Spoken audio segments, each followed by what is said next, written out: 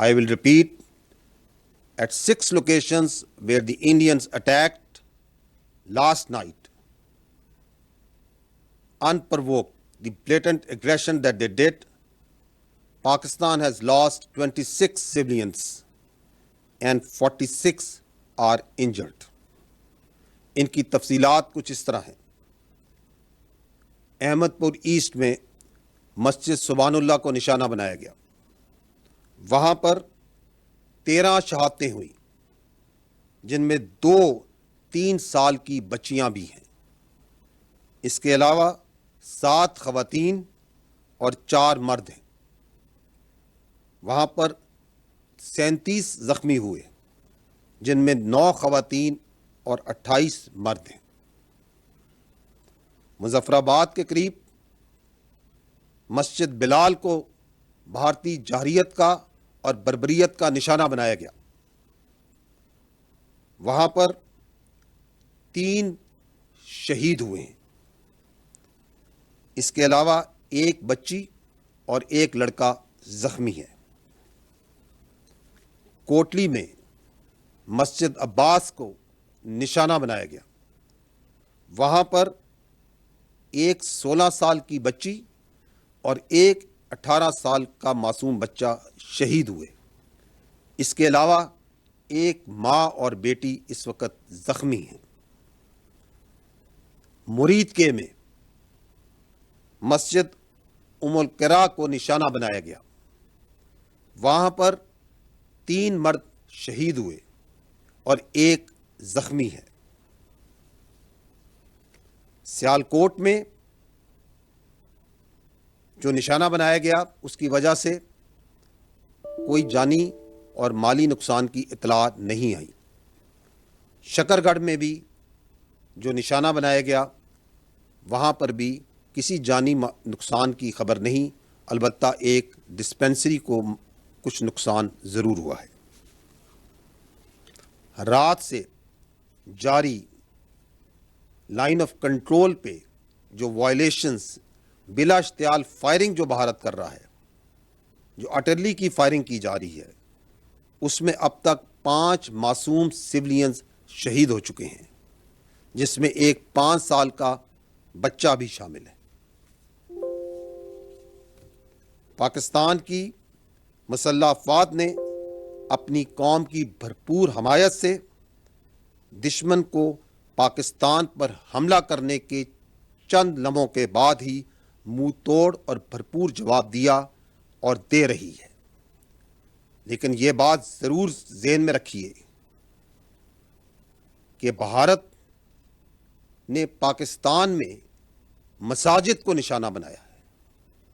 مساجد اور عبادت گاہوں کو نشانہ بنانا اس تنگ نظر سوچ کی عکاسی کرتا ہے جو کہ مودی کی حکومت میں ہندتوا کے زیر تسلط بڑھ رہی ہے, جس میں اقلیتوں اور بالخصوص مسلمانوں کو اور ان کی مذہبی آزادی کو سلب کیا جا رہا ہے اور ان کو نشانہ بنایا جا رہا ہے.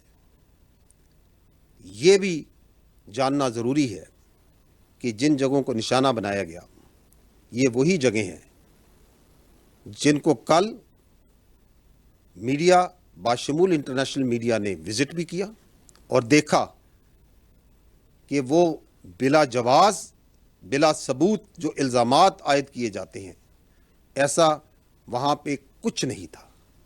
صرف معصوم لوگ سولینز اور بچے وہاں پہ موجود تھے, فیملیز وہاں پہ موجود تھیں. اور مرید کے اور بہاولپور کا میڈیا باشمول انٹرنیشنل میڈیا کا آج کا وزٹ پہلے سے پلان اور طے شدہ تھا. اگر میں رسپانس کی بات کروں تو اب تک افواج پاکستان نے دشمن کی جارحیت کے جواب میں اور اپنے دفاع میں دشمن کے 5 طیارے اور 1 کامبیٹ ڈرون جو پاکستان پر حملہ آور ہوئے تھے ان کو مار گرایا ہے. حملہ آور گرائے جانے والوں میں بھارتی فضائیہ کے جنگی طیاروں میں 3 رافیل, 1 MiG-29 اور 1 SU طیارہ شامل ہے. اس کے علاوہ 1 ہیرون کامبیٹ ڈرون بھی اس میں شامل ہے. یہ جو فضائی ایسٹس گرائے گئے یہ جنرل ایریا بھٹنڈا میں، جموں میں، 2 اونتی پور کے علاقے میں، 1 اخنور اور 1 سری نگر کے علاقے میں مار گرایا گیا. یہ بتانا انتہائی ضروری ہے کہ پاکستان ایئر فورس نے ان طیاروں کو اس وقت گرایا جب انہوں نے پاکستان کے اوپر حملہ کیا. After they have released their weapons, only after that they were engaged and shot at. Once they have taken on the unprovoked, uncalled for aggression against the state, the territorial integrity and the innocent people of Pakistan by firing at them through standoff weapons, only after that Pakistan Air Force and these armed forces engaged them and took them down. It should also be noted that the Pakistan armed forces could have shot even more than 10 of their aircraft, but we exercised restraint, and at no time any of their aircraft was allowed to enter into Pakistan's airspace, and also at no time none of Pakistan aircraft went into Indian airspace.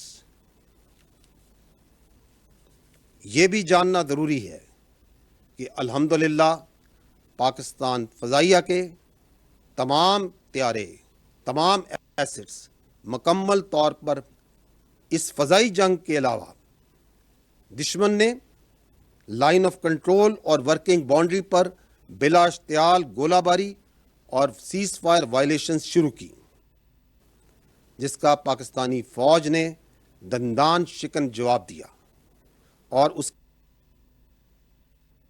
کی متعدد پوسٹوں کو تباہ کیا. ان پوسٹوں میں سے، ان engagements میں سے صرف چند ایک کی ویڈیوز میں آپ کے سامنے پیش کروں گا.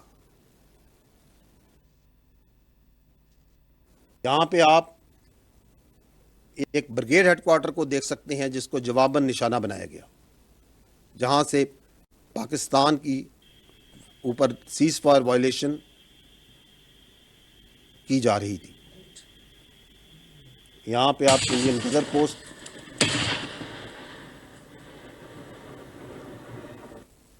چھتری پوسٹ، جورا پوسٹ،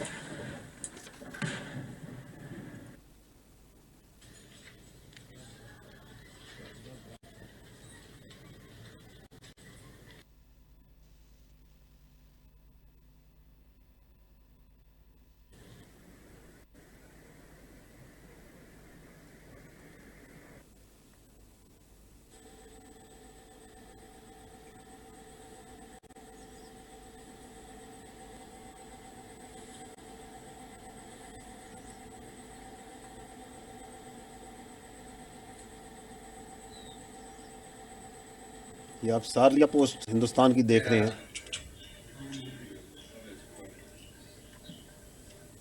یہ چند ایک صرف انگیجمنٹس ہیں جو کہ کل رات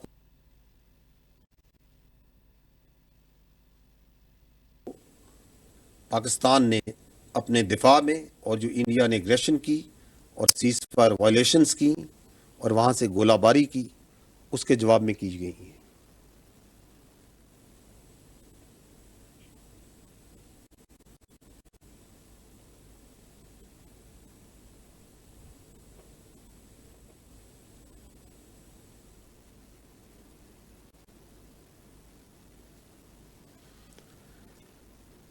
ایک اور افسوسناک عمل اس واقعے میں، ہندوستان نے نیلم جیلم ہائیڈرو پاور پروجیکٹ کو، اس میں نوسیری ڈیم کے سٹرکچر کو نشانہ بنایا اور اس کو نقصان پہنچایا.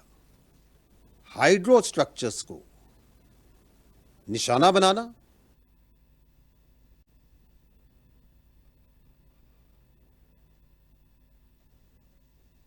ہوں گے، اس کا کیا مطلب ہے؟ کیا انٹرنیشنل نارمز اور जंगी कवानीन और रवायात इस बात की इजाज़त देती हैं कि आप किसी और मुल्क के पानी के ज़खायर, डैम्स और हाइड्रो पावर स्ट्रक्चर्स को निशाना बनाएं। एक और ख़तरनाक और नाकाबिले कबूल अमल जो कि कल रात को हुआ, वो भारत ने जब ये बुज़दिलाना कार्रवाई की तो उस वक़्त बहुत सी नेशनल और इंटरनेशनल फ़्लाइट्स पाकिस्तान की एयर स्पेस में मौजूद थीं and thousands of civilian passengers' lives were put in grave danger. At that time, there were 57 international flights that were operating inside Pakistan airspace. The consequences of any of them being hit perhaps didn't even cross the minds of those who were undertaking this aggression, this senseless aggression that they did yesterday. चूंकि ये एक developing situation है, तो जैसे जैसे वाक़यात आगे बढ़ेंगे मैं आपको इन तफसीलात से आगाह करता रहूँगा। मैं ये कहना चाहूँगा कि भारत ने पाकिस्तान के ख़िलाफ़ जो जारियत की है, अब पाकिस्तान की जानिब से इस जारियत का, इस एग्रेशन का भरपूर जवाब दिया जा रहा है और दिया जाता रहेगा। भारत ने पाकिस्तान पर बुज़दिलाना तरीके से रात के अंधेरे में हमला किया है और पाकिस्तान की जरी कौम को लिलका है। उसकी इस गलत फहमी को यकीनन ठीक कर दिया जाएगा। क्या भारत ये नहीं जानता कि we R a battle hardened army and that we in the armed forces of Pakistan love and embrace shahadat much more than you fear death. Alhamdulillah, अफ़वाज Pakistan पूरी कौम की भरपूर हमायत के साथ भारतीय जहारियत का जवाब दे रही है और देगी। किसी को भी पाकिस्तान की सालमियत और खुद मुख्तारी पर हमला करने की इजाज़त नहीं दी जा सकती। मुल्क की सरहदों का दिफा, इस पाक धरती का दिफा और इस पे जान देना हमारा नस्बुलैन और हमारी खुशकिस्मती है। In the end, I would like to say, and I want to make it clear, that Pakistan only responded in self-defense. It is India which Pakistan reserves the right and will respond to this aggression at a time, place, and means of our own choice. Pakistan जिंदाबाद, अफ़वाज पाकिस्तान पाइंदाबाद।